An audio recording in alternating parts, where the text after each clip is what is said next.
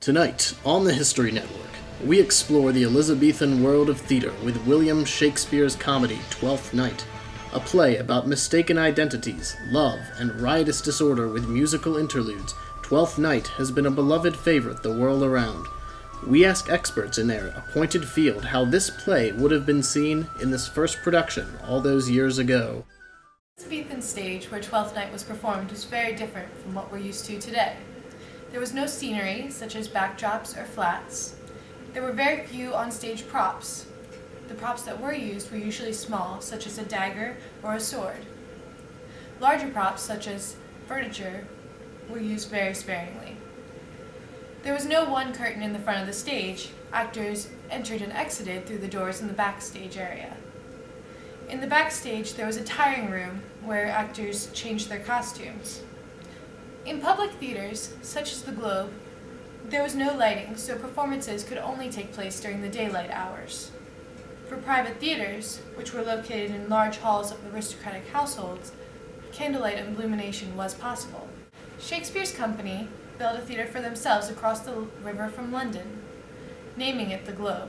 Twelfth Night was written while the company was resident at this theater. It was an open-air octagonal amphitheater that rose 3 stories high with a diameter of approximately 100 feet, holding a seating capacity of up to 3,000 spectators.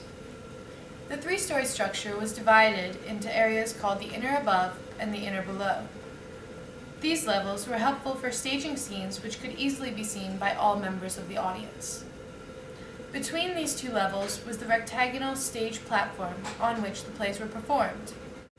It was nearly 43 feet wide and 28 feet deep. This neutral staging area, which resembled the platea of classical theater, probably housed trapdoors in its flooring and primitive rigging overhead for various stage effects. In my study of costume at Harvard, I found that Shakespeare wrote most of his works during the Elizabethan era. Now, this was a time in English history that was very focused on class structures. This was very clearly reflected through the costumes that were used on the stage. The color of the costumes was very important as well. The color kind of signified who you were in this class. For example, royalty would wear purple to signify who they were. So as soon as a character would walk on the stage, the audience would know a lot about them just based on the color of their costume.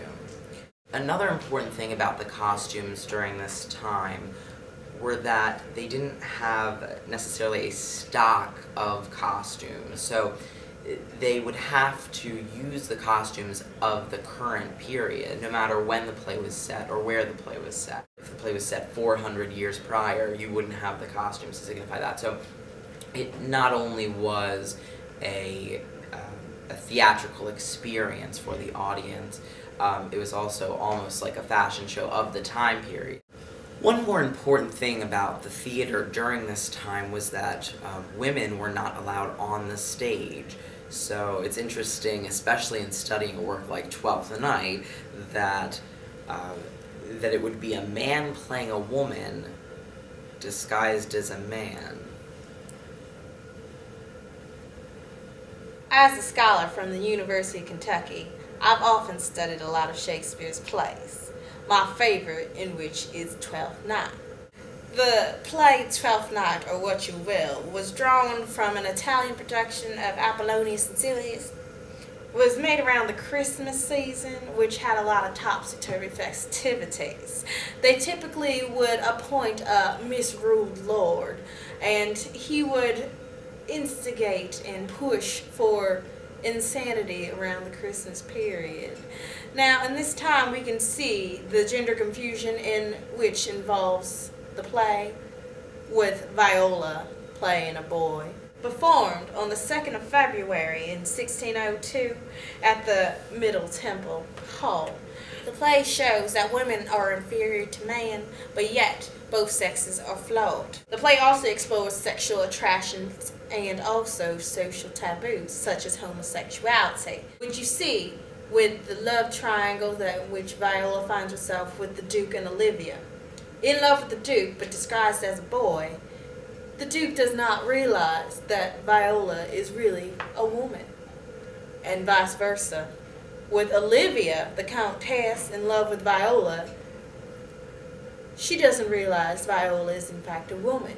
Social taboos back and forth. Good evening, my name is John Manningham, and I am William Shakespeare's intern's cousin.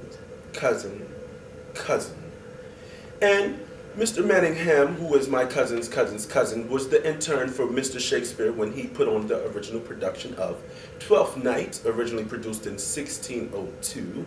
It takes me back a little bit. 1602, Elizabethan era. Cast consisted of the Lord Chamberlain's Men, which was the acting troupe in which Mr. William Shakespeare was a member. There was a lot of cross-dressing because there was no such thing as women in theater. So the men just dressed up as these women to play these particular roles.